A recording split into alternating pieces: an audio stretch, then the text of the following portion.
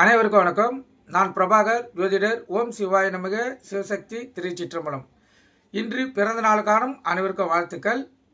இறைவனுடைய அருள் பரிபூர்ணமாக உங்களுக்கு கிடைக்கட்டும். உங்களுடைய மனம் எதை ஆசைப்படுகிறதோ அந்த ஆசை நிறைவேறட்டும் என்று எம்பெருமான் சிவபெருமானிடம் அடியன் வேண்டிக் கொள்கிறேன். இப்போ நான் என்ன சொல்ல போகிறேன்னா, அதாவது குடும்பத்தோடு போய் குலதெய்வம் கோயிலுக்கு போய் பூஜை போடுவோம். குலதெய்வம் வீட்டில் இருக்கா இல்லையானோ அறியணும். குலதெய்வம் வீட்டில் இல்லைன்னா கஷ்டங்களும் துன்பங்களும் மனவேதனைகளும் உடல்வாதிகளும் வந்து கொண்டே இருக்கும். அப்படி குலதெய்வம் வீட்டில் இருக்கா இல்லையான்னு பார்க்குறதுக்கு அருகாமையில் இருக்கிற அம்மன் கோயிலில் போய் எலுமிச்சம்பழத்தை வாங்கிட்டு வந்து வீட்டில் வச்சிங்கன்னா அந்த எலுமிச்சம்பழம் ஒரு வாரத்துக்குள்ளே அதாவது அழுவாமல் காஞ்சி இருந்துச்சுன்னா குலதெய்வம் வீட்டில் இருக்குதுன்னு அர்த்தம். அப்படி குலதெய்வம் வீட்டில் இல்லைன்னா அந்த எலுமிச்சம்பழம் வந்து அழுவிடும். நீங்கள் குடும்பத்தோடு போய் குலதெய்வத்துக்கு பூஜை போட்டு திருப்பி நீங்கள் குலதெய்வத்தை வீட்டுக்கு அழைக்கணும். அப்படி குலதெய்வத்தை குடும்பத்தோடு போய் பூஜை போடக்குள்ள அந்த நாள் சிறந்த நாளாக இருக்கணும்.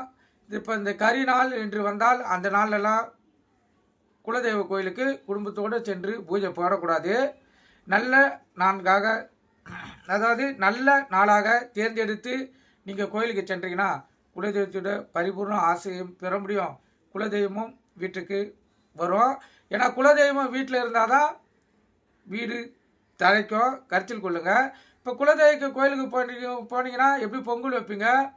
பொங்கல் வைத்து படைத்து குலதெய்வத்துக்கு வைக்கக்குள்ள நீங்கள் ஒரு பானையோ இல்லை ஏதோ ஒரு பாத்திரமோ அதில் 1 கிலோ பச்சரிசியை போட்டு 1 கிலோ வெல்லமோ இல்லை 1/2 கிலோ வெல்லமோ அதில் இணைத்து குலதெய்வம் படைக்கக்குள்ள அதையும் படைத்து குலதெய்வ கோயிலை உங்கள் வசதிக்கு ஏற்றப்போல் 3 முறை சுற்றுறீங்களோ 9 முறை சுற்றுறீங்களோ சுற்றி வரக்குள்ள அந்த பச்சரிசியோ வெள்ளத்தையும் ஏதாவது மூலையில் குலதெய்வ கோயிலில் ஒரு சுற்றுக்கும் சுற்றி வரக்குள்ள வைத்தின்னு வந்தீங்கன்னா உங்களுடைய கஷ்டங்கள் தீர்றதுக்கு அது வழி பிறக்கும். ஏன்னா அங்கே இருக்கிற எறும்புகள் சிறு சிறு உயிரினங்கள்லாம் அதை உண்ணக்குள்ள உங்களை வாழ்த்தோம். முக்கியமாக அந்த எறும்புகள் என்பது உடனே உண்ணாதே, எடுத்து சேமித்து வச்சு தான் உண்ணோம். அது ஒரு வாட்டி உண்ணக்குள்ள எனக்கு உணவு கொடுத்த எஜமான் வாழ்க என்று வார்த்தையை சொல்லி கொண்டே தான் உண்ணோம்.